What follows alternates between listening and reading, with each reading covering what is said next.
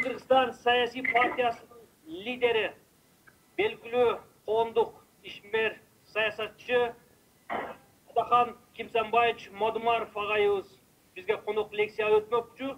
Агай, биздин аудиторияга кош келипсиз. Кушбакылсын. Саламатсыңар. Саламатсызбы. Биздин бүгүнкү конок лекциянын темасы Кыргызстандагы саясий кризистер, окшоштуктар жана өзгөчөлүктөр. 2005, 2010 жана 2020 жылдар боюнча кыскача баарлашабыз деген үмүттөбүз.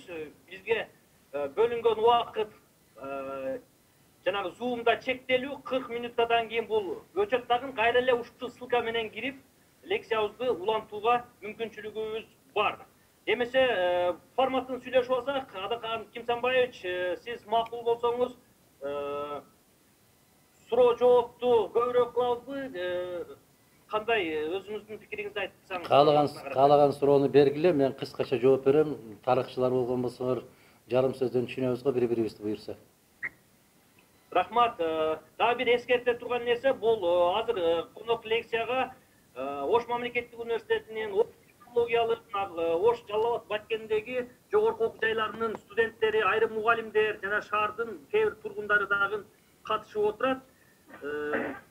Эмесе сөздү биз дароо эле Атахан Кимсанбаевичке берсек, агай өзүңүз баштай берсеңиз, тема Кыргызстандагы саясий кризистер.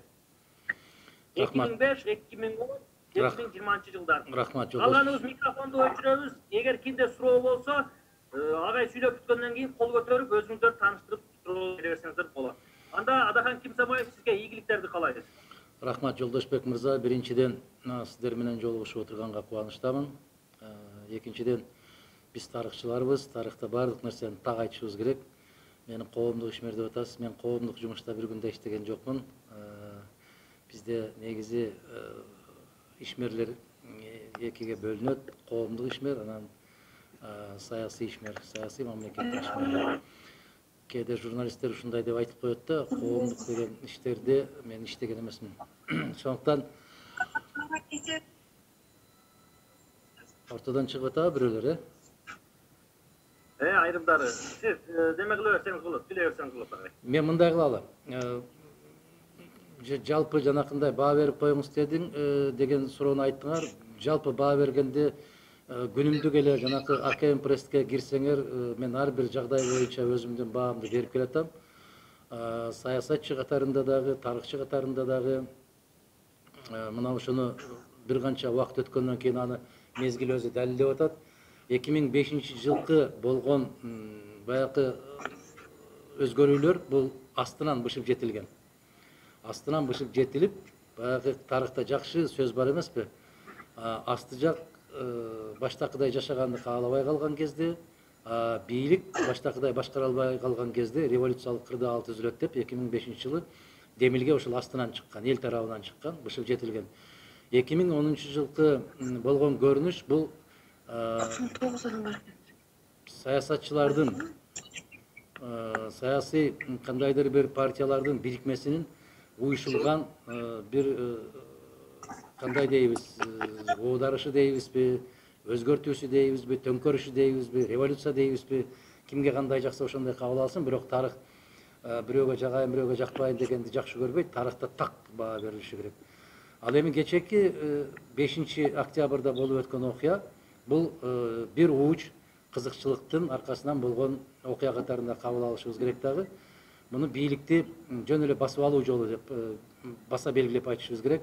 Адатта Мадумаров убагында айтып коет, бирок аябай талабанга кала берет дагы. Бир канча мезгил өткөндөн кийин Кокуй туура айткан Турбаев, ошол мезгилде ушундай так баа берилген Турбаев деп кайра тан берип калабыз. Ошондуктан бүгүнкү кырдаалды мен ошол эч ким тарабынан пайдаланылбаган же болбосо бир даярданылбаган деп айтсак туура эмес болуп калат. Кандайдыр бир ууч азаматтар ушундай бир кескиндүү жол менен бийликти алмаштыруу кадамына барышты. Бул абдан жакшы эмес көрүнүш. Алмашсын, конституциялык талаага кирип алса жакшы болмок. Биринчи күндөн, биринчи сааттан баштап конституциялык талаага кирүү жөнүндө маселени коюп келебиз, бирок аны уккан киши жок, укса дагы түшүнбөсө керек. Мына ушундай деп, демек 2005 элдин каалоосу, 2010 саясатчылардын каалоосу, 2020 жылкы 5 октябрдагы нерсе. Кудай буюрса, мен өзүмдүн каттуу баамды бергенмин. Жакын арада тарых дагы өзүнүн баасын берет. Мен Сулайман Чыңгыз Микалович, Ош мамлекеттик университетинин юридика факультети жарандык укук жана процесс кафедрасынын окутуучусу. Кимсенбай агай, сиз жакшы айттыңыз азыр. Мына 2010догу айрым бир саясатчылардын иш аракети. Мен ушуну ким кандай көрөт ошондой көрсүн. Жаңы замандын 5 каманы деп айтып келем да, ушуга чейинчи. Ушу жаңы замандын 5 каманы эле бүт кылып койду бул иштичи. Рахмат. Ушулерди айтайын деген элем. Демек, менин жанакы берген баама макулсуз да, Чыңгыз мырза? Ооба. Жаңы замандын 5 каманы туура эмес иштерди кылып коюшту. Рахмат. Рахмат. Менде да бир суроо бар агай. Чыңгыз мырза угуп атам. Ушул мына сиз дагы агай тарыхчы экенсиз, ушул бүгүнкү күнгө чейин жүрөгүм ооруп келет да, кечеги 2010догу өтүп кеткен маркумдарды Отунбаев алар бийликке келип аткан алдыда өлүшпөдүбү? Ооба. Аларга Кыргыз эл батыр деп койдук, Абдулла Рахман агайлар, Кудулдар жакшы айтат. 86 дедиле бирөөс тирикчилик калды. Ошол туруп кимики, ошол изилденди ушулга чейин кандай болду? Ошонун артынан бир изилдеп чыккан бир кызыккан адамдар болдубу? Ашчы адамды өлтүрүп алдык, бирөөс тирикчилик калды. Наркы көрдө жаткан адам кимдин сөөгү экени ушул кызыктырып келет да. Аны ошол утурумдукчулардан сураш керек да. Мен да убагында бергенмин. Менин баамды билесиздер, ал боюнча ошол утурумдукчулардан сураш керек. Себеп алар эч кимди өзүнө жакын жолотпостон баарын өздөрү билип, өздөрү тейлеп, конституцияны дагы токтотуп коюп, баарын өздөрү чечишпеди. Азыркы бийлик бизде отургандардан эч айырмасы болгон жок да. Алардын деле айырмасы болгон жок. Азыркылар эми керек болсо конституциялык мыйзамдын кээ бир беренелердин иштетүүсүн токтотуп коюп деле өзүм билем менен эле чаап баратпайбы? Аябай жаман жол менен баратышат. Кудай сактасын. Кудай сактасын. Эми ошону биздин элибиздин жалпы деңгээли кандай болуп калды экен билбейм. Түшүнүп атам, жанакы фейк деген бале чыккан да. Жалган бале, жалган. Баягы чет эл көлүктөрдүн сүрөттөрүн коюп эле, жолборстун, карышкырдын, бүркүттүн сүрөттөрүн коюп алып, мына кече ошол жакта иштеп аткан фейк, жалган кишилер чыгып алып жазып аткандарын өзүңүздөр көрүп атасыздар да. Мына азыркылардын бараткан жолу ошол 2010 жылкы бараткан жолдон түк айырмасы жок. Конституцияны деле токтотуп коюшту, конституциялык мыйзамдардын талаптарын деле токтотуп коюшту. Конституцияга өзгөртүү киргизем деп чапкылап баратат урган бойдон. Аны түшүнгөн кишилер, укукчулар, маданияттуу инсандар, биздин интеллигенттер кайра кайрылып атат. Токто эле, токто деп. Мен билбейм, бул Кыргызстан деген чоң бир кемени жанагы ким деп айттыңыз, 5 каман дейсизби? Ошолордун колуна коюп эле калгандары баары карап отура берген болсо, демек коом ошого татыктуу болуп атпайбызбы? Тилекке каршы. Кыргызстандагы 2005, 2010, анан 2020 жылдагы саясий кризистин эң негизги өзөгү сиз эмнеден көрөсүз? Тарыхта ушундай окуялар болгондо так даана баасын берет. Биринчи кезекте айтам. Бул жалпы коомдогу кырдаал, коомдогу жагдай. Ага тарыхчы катарында сиз жакшы билесиз, коомдогу бул маданияттын орду, интеллигенциянын орду, эл билерман, эл башкаргандардын орду жана тарыхтын ар кандай жылдыруучу күчү катарында эл эсептелинет да. Бизде ушундай оодарыштардын болуп аткандыгы, оодарыштан кийин тескерисинче артка кетип атканыбыздын себептери ошол жалпы шайлоо болуп аткан мезгилде жалпы улуттук деңгээлдеги коомдук саясий маданиятыбыздын аябагандай төмөндүгү. Абдан төмөндүгү. Себеп баягы шайлоолордун баары таза өтпөгөндүгү. Таза өткөргүлө деген талапты койгон коомдун жоктугу. Тескерисинче кээ бир азаматтар ошол жанагы ким берет экен, канчадан берет экен, кимге берип атыптыр деп чуркап жүргөндөрдүн баары өзүбүзгө мойнубузга алып эле коелучу. Жаман көрүнгөндөн коркпайлы азаматтар. Мен ушинтип сүйлөп койсом жаман көрүнүп калам, анан мени туура эмес түшүнүп калат деген түшүнүк менен мына ушинтип чирип баратабыз. Кандай дейсиңер? Мына шайлоо учурунда ким канчадан берсе ошого кетебиз дагы. Андан кийин эртеси күнү туруп алып анан ыйлайбыз. Кокуй кимдер келип калган деп. Эл кимди алып келсе ошолор да келип калды да. Кандай болуп калды бул? Мына караңызчы, жолдош мырза. Мындан 2 ай башта биримдик үчүн жанымды берем дегендер бүгүн мекенчил үчүн жанымды берем деп жүрөт. Бул не деген маскара? Бул не деген туруксуздук? Бул не деген абийирсиздик? Мына ошол айрыкча мугалимдер өзүңөр карап көргүлөчү. Кече эле бирөө барса чуркап аркасынан чуркап жүрүп, эми бүгүн башкалар барса алардын аркасынан чуркап. Биз кимбиз? Биз адамбыз го акыры. Адам болгондон кийин адамдык бир сапатыбыз болуш керек го. Бизде аң сезим, акыл эс болуш керек го. Биз жетелеген жагына кете бербешибиз керек го. Биздин өзүбүздүн пикирибиз болуш керек го. Кандай дейсиз? А биз ким болуп калдык бүгүн? Ким болуп калдык бүгүн? Мына кимди коюп койгон болсо, кокуй ушуга чуркашыбыз керек экен, ушуга барышыбыз керек экен. Мен аябай таң калтырган, мугалимдер таң калтырат. Эми ушулардан айлык алып аткандан кийин деп. Айлыкты ким берип атат?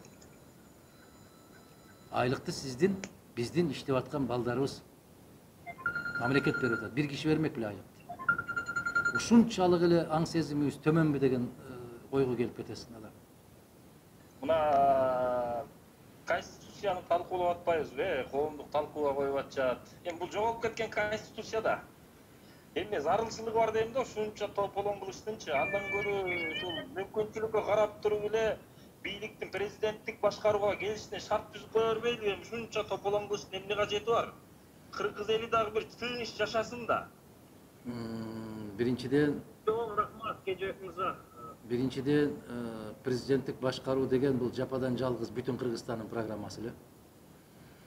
Жалгыз биз тепки жеп келгенбиз. Президенттик башкарууга Мадумаров гана жалгыз калды дегендей болду. Бирок мындай жол менен эмес да. Ар бир нерсенин өзүнүн эрежеси бар. Ошол эреже менен конституцияга өзгөртүү киргизилиши керек. Бирок бүгүнкү күндө анчалык шашылыш түрдө өзгөртүү киргизүүнүн кажети жок. Эсиңиздерде болсо, 2005 жылы ээр токумду тескери токуп алып чаап баратат деп ошол мезгилдеги бийликти каттуусун калганмын. 2010 жылы арабаны аттын алдына коюп чаап баратат деген мүнөздөмөмдү бергенмин. Бул тарыхый мүнөздөмөлөр. Азыркыларды айтайын. Азыркылардын түк түшүнүгү жок. Мамлекеттик түзүлүштөн, конституциялык түзүлүштөн түк түшүнүгү жок азаматтар келип калды да тилекке каршы. Аябагандай караңгы кишилер келип калды. Башкаруунун системасы кандай болушуну, же ал жерлерге өзгөртүүлөр кандай киргизилишини түк түшүнбөй атпайбы? Анан эл ушундай экен да, зыңкылдаган бойдон кете берет экен да, ура, жакшы болот. Жакшы болуп аткан жок, садакаларым. Мага каршы чыгып келип аткандар айткан, элдин баары колдоп атат, жалгыз Мадумаровго жакпайт. А колдоп аткан болсо, эмне үчүн 3 жолу төңкөрүш болуп атат? 3 жолу бийлик басып алуу болуп атат. Эмне үчүн? Бүгүн да айтам мен, могул конституцияга өзгөртүү киргизүү жөнүндөгү аракеттердин баары мыйзамсыз. Менин суроом мындай да, урматтуу Адакан Кесенбаевич. Мына биз 2010 жылдан бери парламенттик өлкөдө юра конституцияга жазып койгонбуз, бирок де факто президенттик башкаруу келди да. Анан мына сиз бир топ жылдан бери президенттик башкарууну колдоп келатасыз да. А бүгүнкү мына чейки болуп аткан конституциябыз толукталып, негизинен да президенттик башкаруу болсо, сиз мына 10 жылдан бери президенттик башкарууну колдойсуз да. Жеке көз карашыңызды айтып коюңчу, биз мындан ары эмне кылышыбыз керек? Президенттик кетиш керекпи же конституцияга мыйзамдаштырып коюп эле мындай жашай беришибиз керек? Кандай кылыш керек ушу? Жеке көз карашыңызды билдирип коесузбу? Рахмат, азыр эле айттым эле да, Ернос мырза, ошого жооп бердим эле. Президенттик деп коюу менен президенттик болбойт да. Биз президенттик, парламенттик башкарууга даяр эмеспиз деп жалгыз калып, ушундай бир 10 жылдан ашык убактым өттү да, кетти да бекерден. Кеп азыркы конституцияны өзгөртүүнүн ыкмасы жөнүндө кетип баратат да. Конституцияга өзгөртүү киргизүүгө булардын түк кымындай укугу жок да. Конституцияга өзгөртүү киргизүүнүн эрежелери 114-статьянын өзүндө жазылган конституцияда. Булар ага карабай эле тебелеген урган бойдон кетип бараткандыгы бул аябай сабатсыздыктын белгисин көрсөтүшүп атат. Эгерде биз мамлекетти башкарабыз, күчтүү мындай бир мыйзамдуу өлкөнү курабыз деген болсок, ар бир киши таштап аткан кадамын мыйзамга, конституцияга шайкеш келтириши керек. Ал жагабы жакпайбы башка маселе конституция. А булар өтө жаман, каттуу караңгылык, сабатсыздык менен эле тепкилеп эле уруп баратышкандыгы бул өтө коркунучтуу жагдай. Эсиңерде болсо керек, Эрнест мырза, 2010 жылкы конституцияны референдум өткөргөндө мен айттым эле, бул конституция кыргыз мамлекетин туңгуйукка алып барат деп. Алып келди, 16 жылы Атамбаев өзү айтты, ар бир кадамында бомба бар экен деп. Аны билиш үчүн 6 жыл керек беле бизге бекерден бекер убакыт өткөргөн. 2016 жылкы конституцияны киргизишип атканда айттым эле мен, бул Кыргыз Республикасын баягындай бир туңгуйукка алып барат, каптайт деп. Мамлекеттүүлүктү жоготот деп. Ошого алып келди, мына көрүп атасыз, көзүбүз менен көрүп атабыз. Соту да өзүм, оту да өзүм, прокурору да өзүм, президенттиң дагы, өкмөттүң дагы баардык өзүм деп отуруп алса, эл кол чаап атпайбызбы кайра, туура кылып атат депчи. Биз не болуп калдык биз? Манкуртпузбу? Небиз биз? Биз адамбызбы? Биз коомбузбу? Ким биз? Эгер конституцияны макул окусак дагы түшүнбөй аткан болсок, жок дегенде бир 10-15% окугандар түшүнсө керек бул конституцияны. Президенттик шайлоо, президенттик башкаруу болуу керек. Бирок баарын ошол убакытта мыйзамда кандай көрсөтсө, эреже кандай болсо, ошол эрежеде болуш керек да. Процедура бузулбаш керек экен да. Бузулбаш керек, кичине эле бузуп коебуз дегени бул абдан туура эмес. Өтө чоң алешемдик. Ошондуктан Эрнест мырза бизди кошуналарыбыз да тааныбай атат. Бизди мамлекет катары көрбөй атат. Эгер булар ошондой болуп, тебелеп тепсеп, ушу конституцияны алып өтө турган болсо, анда мамлекет жок болот, Эрнест мырза. Дагы бир жолу какшап айтам мен, мамлекет жок эсебинде болуп калабыз. Азыр юриспруденцияны тилме айтканда процедура бузулуп атат. Бардыгыбыз жерлерде окуп байкап атабыз да. Процедура бузулмак турсун, Эрнест мырза, процедурадан түшүнүгү жок булардын, түшүнөсүзбү? Аттиң көбү түшүнбөйт, аттиң. Анан жанагындай бир 200-300 жуугундукорлорду отургузуп коюп туруп эле, жана фейк кылып эле тролль менен уруп атат. Алар накта кыргыз элинин душмандары ошолор. Келечеги жок ошолордун. Мындай бир каргышка калган, эки дүйнөнүн азабын тарта турган бир жаш жигиттер, кыздар пайда болуп калды. Карабай туруп, колун мындай кылып коюп, карабай туруп сени менен айтышкандар. Бирок мамлекет алар эмес. Мамлекетте мына сизге окшогон, Эрнест мырза, мына жерден көрүп атам, Чыңгыз мырзага окшогон, Айчүрөк айымга окшогон, мына биздин эжекелерибиз отурат, Ислам мырза, баарыңарды көрүп турам ушул жерде. Айбек мырза, ким дейт? Сарпашев дейт. Даниил Нурбеков дейт. Биз адам барбыз го биз. Биз кой эмеспиз го, айдаган жерине короого киргизип койсо отура берет турганда. Ушуну айткандардын баары сүйлөгөндө жаман көрүнүп атпайбы? Жанагы троллдорго, урматтуу замандаштар, ишенбеңиздер. Алар 200-300 бир жерде жуугунду ичип отуруп эле басып отурушат. Байкабай туруп сиз мен Мадумаровдун атынан ошол жигитке же кызбы жазып койсок, сенин атаң укмуш адам эле десең дагы момундай кылып коет. Себеби окубай туруп. Мадумаровдун фамилиясы чыкканда момундай кылат. Себеби ошолор анын үчүн жуугунду ичип атат отуруп. Түшүнүп атасыңарбы ошону? Коомдук пикир эмес ал. Менин фамилиям Кедейбаева Жамал Астаналиевна. Адагам Тимсанбаев, саламатсызбы? Мен да ушул тарых факультетин бүтөмүн. Бирок тилекке каршы бүгүнкү күндөгү акыбалды көрүп, ушунчалык зээним кейит да. Себеби дегенде үнүбүз эч жерге жетпейт да. Бул эмне деген заман болуп калды. 2000 адам, 1000 адам чогултуп алып эле ушул ак үйдү басып алып туруп, кайра бийликтерди алмаштырып, азыр биздин маселе адамдар эмне болуп атат, алардын курсагы эмне болуп атат, кыш келип калды деген эмес, бийлик алмашуу менен гана алек болуп калдык да, ушуну менен эле жашап калды да Кыргызстанча. Бул эмне себептен деп ойлойм. Себеби дегенде биздеги ушул болуп аткан революциялардын тарыхый маанисине көңүл бурбагандыгыбыз болуп атат да. Тарыхый мааниси бул бизге эмнени берди, буздан биз эмнени уттурдук, эмнени уттук, анан эмнеге жетишебиз деген маселе эч кандай коюлбай атат. Революция болду, жабылды, ушун менен ким канча адам өлдү, анан ким баатыр болду, ким баатыр болбой калды деген маселе менен гана алек болуп калдык да. Анан кадр маселеси дагы ушунчалык жүрөгүмө оорутуп атат. Мына биз иллюстрация деп атабыз. Түшүнгөнүбүздө сүйлөп атабыз, түшүнбөгөнүбүздө сүйлөп атабыз, бул маселе боюнча кыйкырып атабыз. Мен баары жок десери келип эле кээде ойлонуп калам да, бизде мына руханий баалуулуктарыбыз жок болуп кетти окшойт. Мына көрөңгүбүздө эч нерсе жок эле. Эки сөздү билип алсак, ушу көчөгө чыгып эле кыйкырып ушуну менен жашап калдык да. Бул эми Кыргызстанды эмнеге алып барат деген ой мени жөн койбойт, ар дайым ойлоном. Эми ушул кадр маселеси боюнча дагы да бизде мына атайын ушундай эме түзүлгөн эле ошондой бизде кадр маселесин акыры бир тепкичтер менен жеткире турган системага жеткирсек болбойбу болот деген сизге суроо болот. бар. Андан кийин Кудай буйруса ушул жакшы ийгиликтерге жетишип калсаңыз ошо биринчи ишти эмнеден баштайт элеңиз? Айланайын кыргызым, айланайын кыргызым, 25 жылдан бери айтам, тартиптен баштайм. Ар бир кишиге жолукканда эмнеден баштайт элеңиз? Кыргызым, менчелик сүйлөгөн, менчелик түшүндүргөн ким бар дагы, уккан ким бар да ошону. Эмнеден баштайсың? Мына азыр Кыргызда көрбөгөндүн көргөнү курусун деген заман. Бийлик деген ушундай болот экен деп, мына бүгүн биз эртең менен 9-дан келатсак, көчөнү жаап салыптыр, жарым саатка жаап турат. Эмнеге жаап турат? Ятаңдын көрү, жетпегендер, жетип калгандар өтөт имиш көчөдө. Ятаңдын көрү. Не деген заман, Не деген жапайчылык. Караңыз, же кар жаады көчөң шыпырылбаса.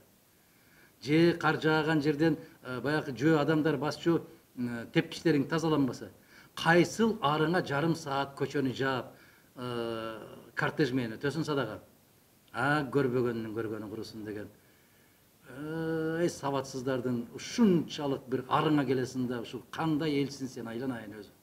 Не болгон адамсың сен? Кечээ ким элең да, бүгүн кимсиң? Жөн эле өтүп кете бербейсиңби, бирөө сени чекеңе чертеби, айланайын? Же элдин баарын өзүңдүн балдарыңдай көрөсүңбү, жанагы көрүнгөнгө асылтып, ыркыратып, жакалатып, тиштеттирип, оозго албаган сөздөр менен сөктүрүп?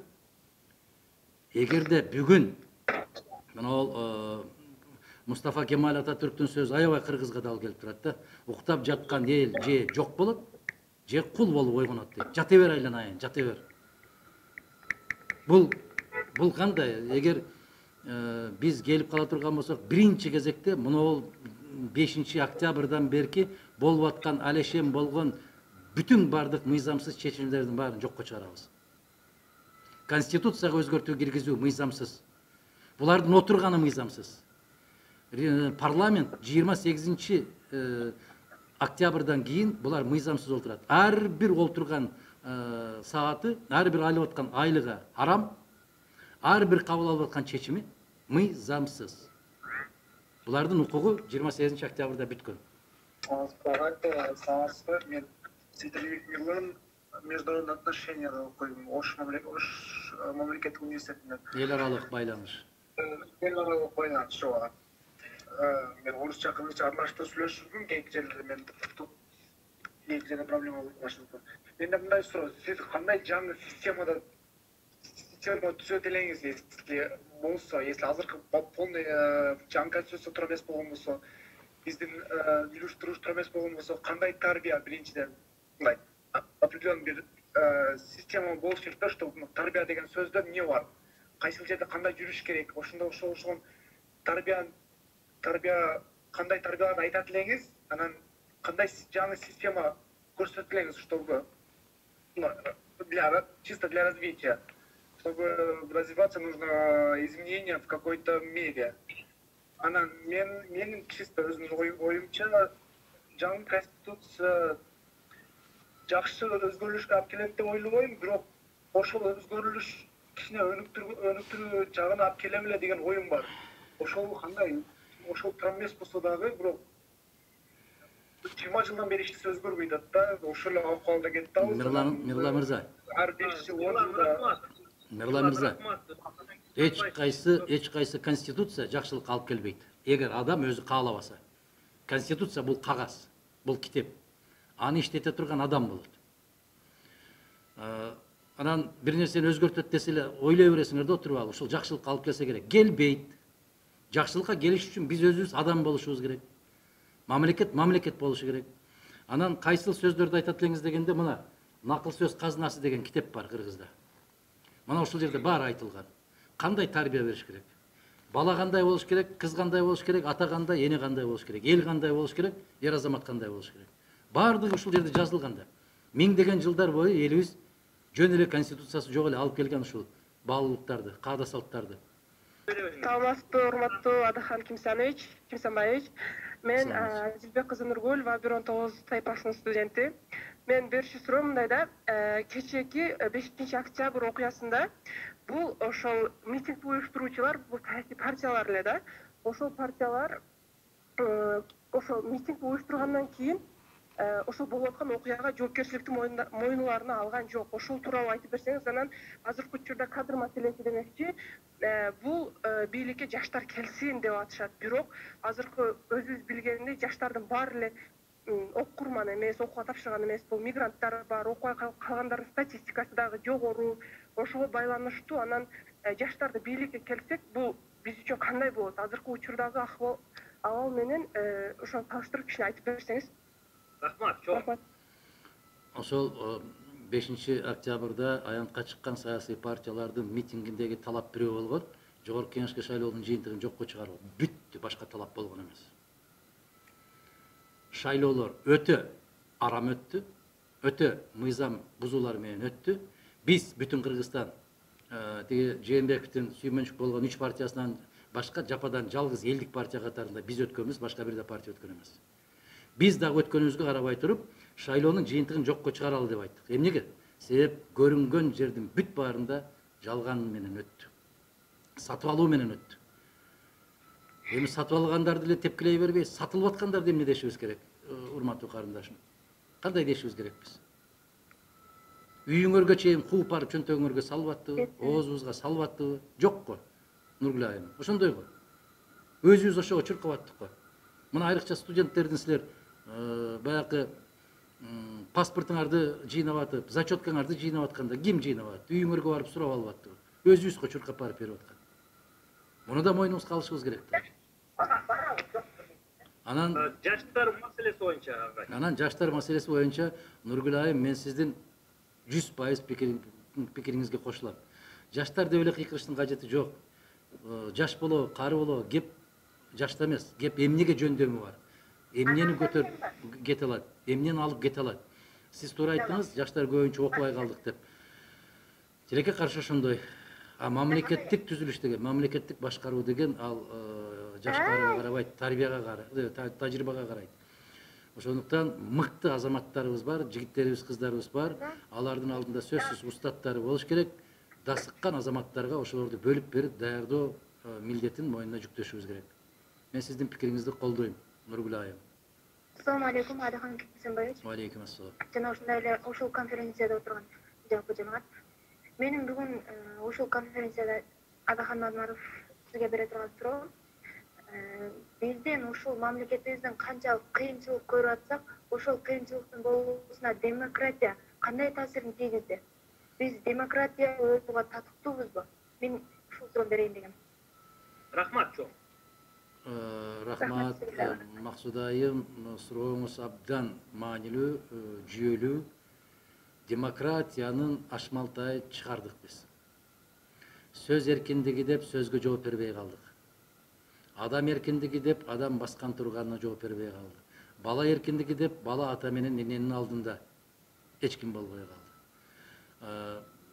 Мындайча айтканда бир жайлоого чыгып кеткенде бир бале болдук да. Эч кандай бир улуулук жок, баалуулук жок, ыйыктык нерсе жок.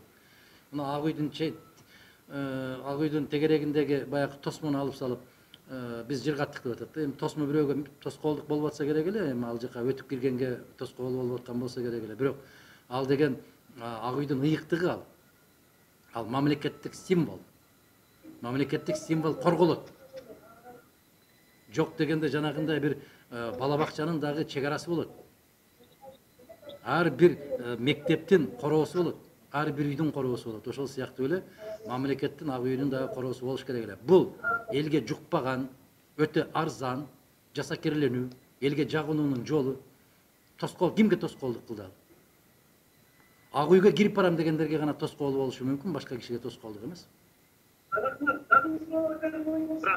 Анан азыр жолдош мырза, демократия деген азыр муну Максуда айымга, демократия деген бул биринчи кезекте адамдын өзүнүн жоопкерчилиги болуу керек. Биздин муну сөздөрүбүздө жана айтып аттык го, эмне керек деп. Муну китептерибизде жазылганда ойноп сүйлөсөң да ойлоп сүйлө дейт. Ойлонбой сүйлөгөн онтобой өлөт дейт. А муну азыр фейк болуп, момундай кылып жазып аткандардын баарын айтар элем да, кыйбат Кыйбат деген бул аябагандай каттуу азап тартчу азабы бар акыретте бере турган. Адамды билбей туруп, анын аркасынан ар кандай ушактарды таратуу, жалган нерселерди таратуу бул кыйбат. Мына ушуну демократия катары көрүшүп атат. Ал демократия эмес, бул бейбаштык деп эсептелинет. Саламатсыздарбы? Менин аты жөнүм Сарпашев Айбек, чыгыштануу жана тарых факультетинин 4-курсунун студенти болом. Адахан Кимсанбаевич, сизге суроом төмөнкүчө. Мамлекетибиз эгемендүүлүктү алгандан бери өнүгүү үчүн чоң секириктерди жасай албай жатат. Буга себеп өлкөбүздөгү саясий кризистен арыла албай жаткандыгы жана ошол саясий кризистер өз кучагына бизге окшогон жаштарды тартып, өлкөбүздөгү төңкөрүштөрдүн болушуна себеп болуп жатат. Биз жаштар ушул саясий кризистин болбошубуз үчүн кандай кадамдарды ташташыбыз керек? Жана экинчи суроом, сиз ушул саясий кризистен канткенди алып чыга аласызбы? Биринчиден кадамдар таштаганда саясий кризистерден алып чыга алабыз. Биринчиден жаштар кандай кадам таштоо керек деп атасыңар. Жаштар биринчиден сабаттуу болуу керек. Көп окуу керек. Интернетте эле чукулап отура бербей, мындай бир китептер бар.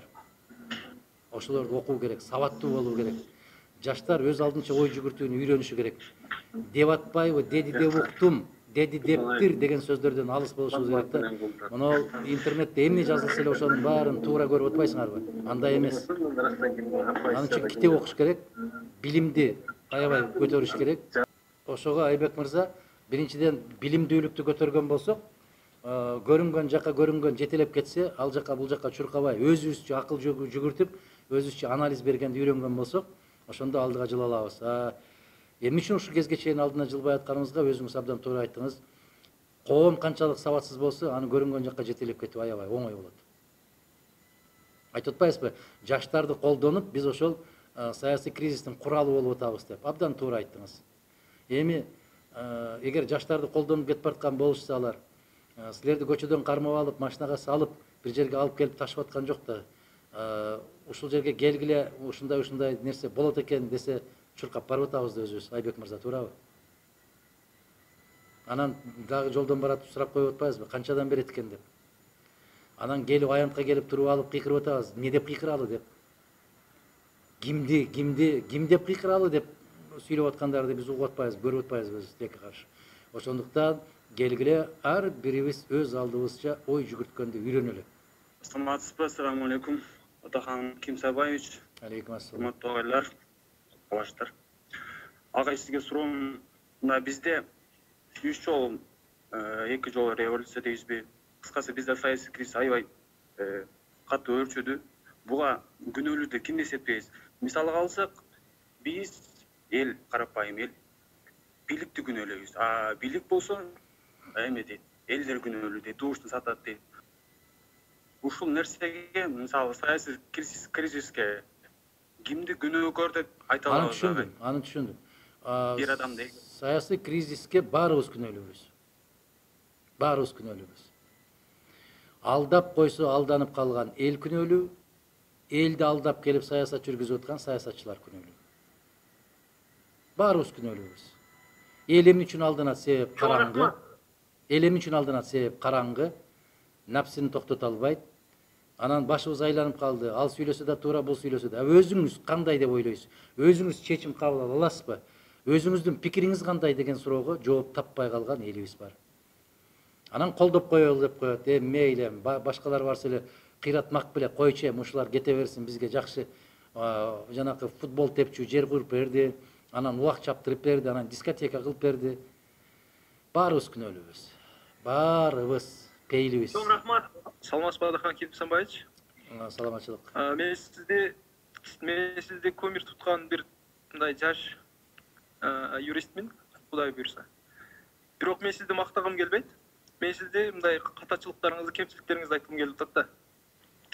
Сиз неге дайым ушундай бир төңкөрүштөр болгондо, же бир революция болгондо башкалардан айырмаланып, мындай четте каласыз да, өзүңүздүн эркиңиз менен. Бирок сиз антикаарман болуп каласыз ушул жердечи. Сиз күнөөкөрсүз. Сиз ушуну өзүңүз мындай өзүңүздү кандай бир бийликке мен да умтулайын деген оюңуз барбы? Биз сизди көп жылдан бери колдоп жүрөбүз да. Мен өзүм 22 жаштамын. Бирок мен сизди өтө катуу колдойм. 22 жашта болсоң, рахмат Айтмамат уулу. 22 жашта болсоң, сен 10 жашта болгон экенсиң мен кызматтан кеткенимде. Эмне үчүн кызматка антип баргым келбейт мен? Антип барбайт. Антип барып жаштарга өрнөк бербейт. Барып басып албайт. Бийлик деген бул чоң атаңдан калган энчи эмес. Муну барып басып алууга мүмкүн эмес. Ал каракчылык деп коет, аны баскынчылык деп коет, аны талоончулук деп коет. Муну жапайычылык деп коет. Бийликке эл ишенимине ээ болгон инсан барыш керек. Агай, дагы бир жолу саламатсыздарбы? Мына форма 2 боюнча оюңуз кандай? Мына азыр жокко чыгарып салды. Ички миграцияны эске албай жатат, адам укугу жана эркиндик аябай тейлеп жатат. Сиздин оюңуз кандай, агай? Форма 2 өзү идея жакшы, бирок ар кандай идеянын ашмалтайын чыгарган бизде өзүбүз. Карасаңар, бөтөн жерден туруп алып, өзүнүн каттоодон чыгарып, башка шаарга барып, автобус менен кетип бараткандарды көргөндө атаңдын гана көрө айдайсың го. 200-дөн, 300-дөн тизилип барып, башка айылдарга, башка райондорго барып добуш беришип келип атты. Бул деген эми айланайын, айланайын. Не дейсиң, ай? Баягы каргайын десем жалгызсын, каргабайын десем байкушсун деген бир эненин күйгөн сөзү бар го, бир баласы жөнүндө. Ошондой эле болуп турат да менин көз алдымда, элим ушундай да. Автобуска тизилип чыгышып алып кетип баратат. Бир базарга кетип бараткандай кетишип баратат. Сени саат 7-де бул жерден алып кетет, сени саат 9-да бул жерге алып келип коет десе, отурат да момоюп, аксакалы да бар, жашы да бар, аялы да бар, эркеги да бар, баары бар. Эмнеге? Се барганда тыйын берет экен дейт. Ошондуктан форма 2 деген болуш керек, бирок жүйөлүү себептер менен болсо болуш керек. Адамдын укугун.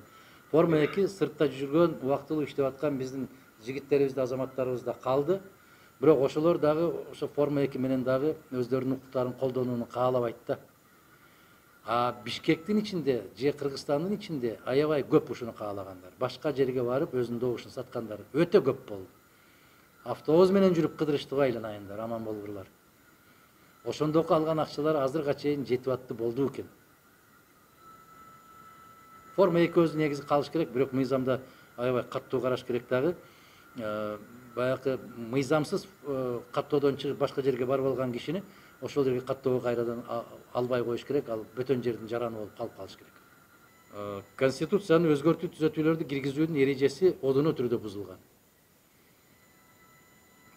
Референдумдун жарыялануусу өзү туура эмес. Дагы бир жолу айтам, себеп Жогорку Кеңеш мыйзамсыз. Жогорку Кеңеш легитимдүү эмес. Курултай маселеси боюнча таза ашмалтайын чыгарышат, азыр ушул редакциясы менен кетсе. Кып-кызыл ашмалтай чыгат ошондо. Ошондо өлкө жок болот мамлекет катары. Бул не болуп атат? Бүткүл тарабынан шайланган президент болуп атат. Бүткүл эл тарабынан шайланган Жогорку Кеңеш болуп атат. Анан курултай болот имиш. Бул кандай ыйгарым укуктарын кантип бөлөт? Бирөө айтат мен эл шайлаган деп, экинчиси айтат бизди да эл шайлаган. Анан үчүнчүсү чыгат экен бизди да эл шайлаган деп. Андай болбойт. Эреже бар. Дүйнөдө 200дөн ашык өлкөлөр, мамлекеттер бар. Бирок биз алардын алдына түшүп алып, баягы бир каттуураак сөз айтайын дедим эле, туура эмес болуп калат. Ошондуктан жана курултай маселеси, курултай деген бул Жогорку Кеңештин өзү. Келге Жогорку Кеңешти улуу курултай деп коелу дагы, ошол Жогорку Кеңештин бүт ыйгарым укуктарын берели. Курултай эмненин маселени чечет? Курултай жыл сайын жыйналып, актуалдуу маселелерди чечүү үчүн жыйналат. Жогорку Кеңеш эмнени карайт анда? Бюджетти ким карайт, чек араны ким карайт, өкмөттү ким бекитет? Курултай бекитет дейт. Курултай кандай кылып дайындалат? Ал кантип куралат? Айтор, мен айттым го баягы, караңгылар келип калганда ушундай болуп калат экен да. Үчүнчүсү приоритет тышкы саясатта. Биз улуу ата-бабаларыбыз айтып кеткен принцип менен жашашыбыз керек. Жакынкы кошуна алыскы туугандан жакшы. Бул бир. Экинчиден,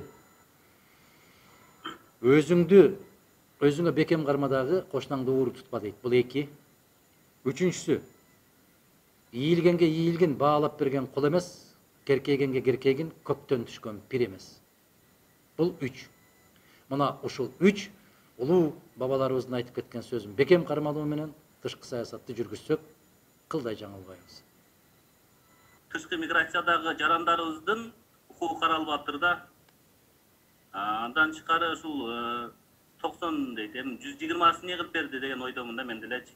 Анан тышкары баягы 30 күндүк дегенде да 7 күн кылыш керек да агай ушул жердечи. 7 күн бир курс ичине 7 күн. 30 баягы депутатыбыз жүрөт го, мен жаш кезде көбүраагына шайлоо берет элем, азыр картайып калдым деп. Ушундай низамсыз иш-аракеттерди жоопкерчиликке тартыш керек да, уже убакыт келди. Өзүңүздөн айранды уртап жет дегенде болуп калдык азыр агай. Рахмат. Чыңгыз мырза, туура айтасыз. Алар 90 деп атса, биз бүтүн Кыргызстан партиясы 60 эле депутат жетиштүү деп келет абыз 12 жылдан бери, 14 жылдан бери. Эми ушун биздин сөздүк болсун. Рахмат. Бүгүн эле айтылып аткан идеямыз да. Бүгүнкү конституцияга өзгөртүү киргизебиз деп аткан азаматтардын бүтүндөй бардыгы бүтүн Кыргызстан партиясынын программасын уурдап алгандар. Мен ачык эле айтайын силерге. Рахмат. Кийинки суроо Алахан Кимсанбаевич, мына президенттикке 60-тан ашык адам талапкер катары катталды. Анын арасында сиз да барсыз. Айта аласызбы? Ошол 60-тан ашык адамдын ичинен өзүңүзгө конкурент катары 1-2 адамды айтып бере аласызбы? Биринчиден 60 эмес, бүгүн уже 50ден азыраак талапкер калды. Башында 63-64 болуп аткан, азыр 50ден азыраак талапкер калды. Соңку шайлоо болгонго чейин мындан дагы 2 эсе азыраак киши каларына күмөн жок. Себеп ар кандай жолдор менен эле кыскарылып калат. Өзүңдү эре ойлосоң, бирөөнү шер ойлосо, өзүңдү эре ойлосоң, бирөөнү шер ойло дейт.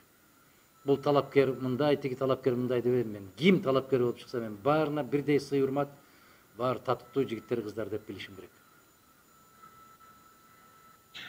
Менин Адахан Кимсанбаевичке бере турган экинчи суроом. Азыркы учурда мамлекетибизде бүтүн эле Кыргызстанда мугалимдердин орду өтө төмөнкү деңгээлде көрсөтүп турат да. Биз коомдо мугалимдин ордун көтөрүү үчүн эмне кылышыбыз керек? Биринчиден Максуда айым, мугалимдер өздөрүнүн ордун билиш керек. Мугалимдер саясий компаниялар болгондо саясий компаниянын укуругу болбош керек. Манипуляцияларга жол бербеш керек. Мугалим туруктуу мугалимдик позициясында калуу керек. Акты ак, караны кара деп айтыш керек. Мугалим окуучулардын ата-энесинин паспорттарын жыйнап кел, же болбосо мектепке келбе деп айтпаш керек. Мугалим студенттерден зачеткаларды жыйнабаш керек. Мугалим топ-топ барып, паланчага добуш бересин деп студенттерди кыйнабашы керек. Ошондо адилеттүү, кадыр барктуу азаматтар болгон күнү мугалимдердин кадыр баркы өсөт. Экинчиден, сабаттуу инсандар келсе, баардыгыбызды тарбиялап ушул даражага жеткирген мугалим. Мен да мугалимдин баласымын. Биздин дагы үй бүлө мугалимдердин үй бүлөсү. Мугалим деген устат. Кыргыз Республикасында эң көп айлык алган 3 тармак болушу керек. Булар мугалимдер, булар дарыгерлер жана маданият кызматкерлери. Мына ушул 3 тармак эң жогорку айлык алган даражага жетмейинче өлкө бактылуу өлкө болбойт, мамлекет өзүн өзү сыйлаган келечеги бар мамлекетке айланбайт. Бирок ошол талапты мугалимдер өздөрү коюп, ошол талапка мугалимдер өздөрү татыктуу болушу керек. Ушул. История циклична деген понятие бар да, түшүнүк. Ошого сиз канча пайыз кошуласыз? 2005-жылы ситуация революциядан кийин кандай продолжительность кандай болгон, 2010-дан кийин кандай болду, эми кандай болот деп ойлойсуз? Рахмат. Тарых бул спираль сыяктуу өнүгөт да. Цикличность дегенди ошону кайталанма деп которуп алсаңар болот. Ар бир белгилүү мерчем өткөндөн кийин ошого жараша өзгөртүүлөр, кубулуштар болуп турат дегендей. Бирок Кыргызстанда эле эмес да бул. Кыргызстанда гана ушундай ар бир 10 жылда бир балекет болуп турмайбы.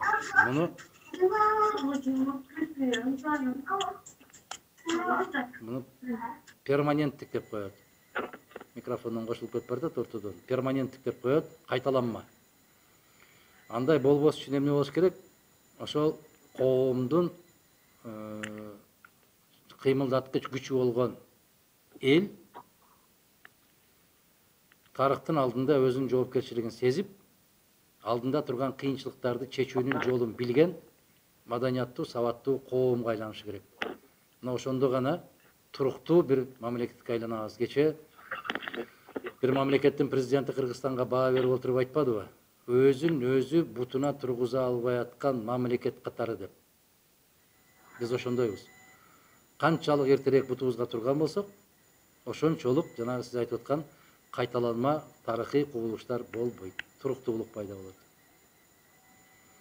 Эгер азыркыдай жол менен кетип, эч нерсени билбей, мен билем, мен чечем деген конституциялык өзгөртүү менен кете турган болсо, эч ким кепилдик бербейт, 3 айдан кийин тос тополоңу чыгып кетпейт деп.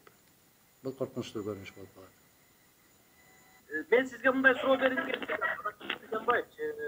Эгер сыр болбосо, өзүңүз жөнүндө кыскача маалымат айтып койсоңуз, себеби көпчүлүк коомдо көпчүлүк адамдар менен сүйлөшкөндө айтат да, Мадумаров ал журналист деп коюшат экен да, сиз жөнүндөчү.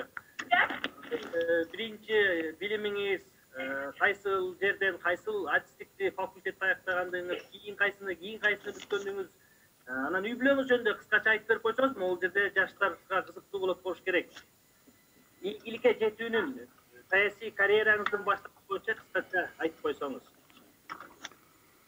Мен жөнүндө менден башкалары жакшыраак билишет да, мен жөнүндө. Мени орус мектепте окугансыз дейт. Жок, орус мектепте бир күндө окуган эмесмин десеп, жок, орус мектепте окугансыз, макул, мен унутуп калыптырмын деп кутулам. Мен орус мектептин босогосунда аттаган эмесмин.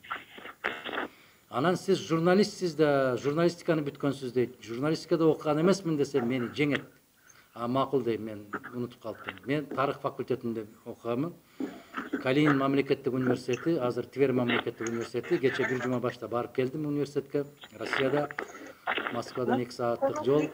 Мен тарых факультетин бүтүргөнмүн. Экинчи кесибим юрист. Мен журналистикада бир күндө окуган эмесмин. Үй бүлөм жөнүндө 3 уулум бар. Мен биринчи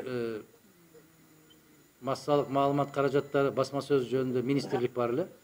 Ошол министрдин жардамчысы болуп иштеп баштагам 91-жылы. Андан кийин улуттук телерадио компанияда жаштар редакциясында башкы редактордун орун басары, башкы редактор, саясий баяндамачы болуп иштеп, 94-жылы Жогорку Кеңешке шайлоого кеттим. Ошондо биринчи жолку чакырылыштагы Эгемен Кыргыз Республикасынын Жогорку Кеңешинин депутаты болуп, биринчи, экинчи, үчүнчү, төртүнчү чакырылыштагы депутаттар Жогорку Кеңеште депутат болдум.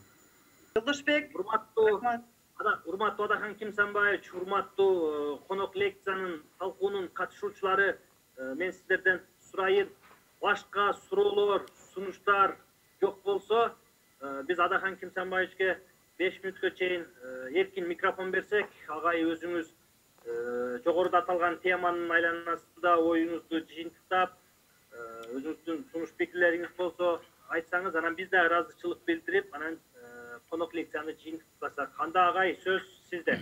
Рахмат. Биринчиден ушул кайдыгер болбой ушундай Zoom аркылуу жолугушсак деген сунуш айтып, демилге көтөргөн сиздерге ыраазычылык билдирем. Кандайдыр бир даражада сурооңуздарга толук жооптор берилбей калган болсо, мен кечирим сурайм. Катуураак жооп берип койгон болсом да кечирим сурайм. Азыр заман ушундай болуп калды. Баратып бирөөнүн колу сага тийип кетсе да кечирип коесуз деп, мен денем сиздин колуңузга тийип кетти дегендей заман болуп атат. Бири-бирибизге дайым жакшылык каалап, жакшылык күндөрдө жолугушуп турганды насип кылсын. Эми коомдо ар кандай өзгөрүү болуп атат. Жана аябай көп суроо болду конституциялык өзгөртүүлөр боюнча, референдум боюнча. Мен сиздерге ачык пикиримди билдирдим. Конституцияга өзгөртүү киргизүү жөнүндөгү демилге мыйзамсыз. Конституцияга каршы келет. Конституцияны өзгөртүүнүн жобосу бар, жолдору бар. Алардын баарын тебелеп тепсеп, өзүм билемдик менен баратат деп, мына азыр юридика факультетинин мугалимдери дагы, студенттери дагы бир добуштан ушундай позицияны тастыкташты. Экинчиден, мына коомдук пикир деген сөзгө этият бололу. 2-3 журналист биригип алып туруп эле коомдо ушундай сөз болуп атат. Коомдо эмес, ал сенде болуп атат ушундай сөз. Исага айтып берген кишинин оозунда болуп атат ушундай сөз. Коом аны менен чатагы да жок. Экинчиден, кечээ Россияда бир Ломоносов университетинин тарых факультетинин профессору, тарых илимдеринин доктору, жаш абдан белгилүү профессор Александр Львович деген профессору бар, Кобринский. Ошо киши айтты да, аябай сонун бир термин ачты. Нетократия дейт. Нетократия деген эмне деп өз түшүндүрмө берип атат. Интернет деген сөздөн алдым. Нетократия, нет деген желе да, социалдык тармактар. И нетократия дейт. Ошол социалдык тармактар башкарып калды бу коомду. Социалдык тармактарга моюн сунуп калдыкпы деген коркунучту айтып атат. Чындыгында ушундай. Жанагы фейк деген жалгандар чыгып алып, бүтүндөй элдин атынан сүйлөп, мамлекеттин атынан сүйлөп, а болгону жанагы мен айткан жугунду ичип отурган эле бир 10-15 эле киши, балдар. Ошону айлык кылып алды, ошодон иш таап алышты, жумуш таап алышты. Мына ошондойлор Кыргызстанда азыр конституцияны өзгөртүүгө даярбыз, анан тигини колдойбуз, муну колдойбуз деп кыйкырыктардын баарын салып атканга биздин калың кыргыз калкынын кылдай тиешеси жок. Муну билишибиз керекпиз. Ой жүгүрткөндү үйрөнөлү, урматтуу студенттер. Анын эч кандай тиешеси жок. Саясий тармак өзүнчө, бул социалдык желелерде. А калктын, коомдун пикири таптакыр башкача. Ошондуктан жана айттым, урматтуу студенттерге, өз алдыбызча баланча айтып атат, түкүнчү жазып атат дебей, өз алдыбызча ой жүгүрткөндү үйрөнөлү. Мына мугалимдериңиздерден ошондой ой жүгүрткөндү үйрөтүңүздөр деңиздер, канткенде биз туура чечим ала алабыз, кантип туура жыйынтыкка келе алабыз деген суроолорду коллоквиум өтүп атканыңыздарда, семинарлык сабактар өтүп атканда көбүрөөк сурап алыңыздар. Китептен сыртка чыгыңыздар дагы бүгүнкү турмуштук суроолорду бериңиздер. Мына чыныкан айым тажрыйбалуу инсан көрүнөт. Советтер Союзунун мезгилинде жогорку окуу жайларды бүткөндөрдөн болушу керек.